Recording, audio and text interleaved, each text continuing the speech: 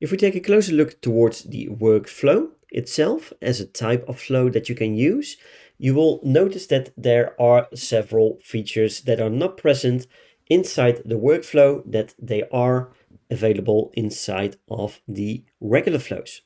If we take a look, you will see that we now only have a action step, a condition step, a split step, and a send email block.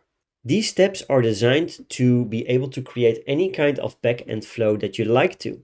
So for example, once a tag has been added towards a certain user, you will be able to activate this workflow. So let's say that a workflow has started with an automation trigger. We can set this up easily by going towards automations, and then we're going for the triggers tab. From here, we can set up a certain automation, and a trigger will be tag applied. We can already say we want to activate this. We're going to grab a tag from our tags overview.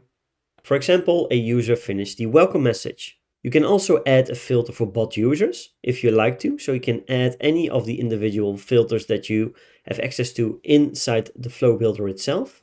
If it's not needed, we can just go with press save. As you can see, the tag applied is now showing inside the triggers overview where we can choose a subflow. So let's just connect the subflow that we needed to for this automation. Once done, you will be able to go back towards your flow and set up the individual backend workflow.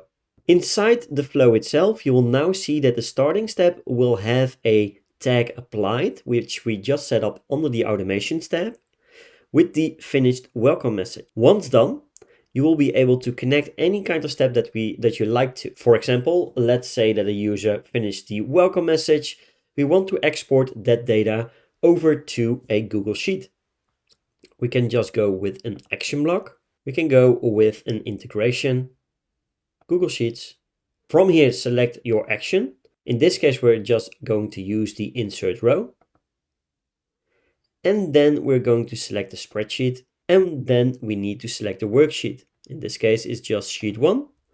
And once done, you will see all the column names that we exactly created inside this Google Sheet overview.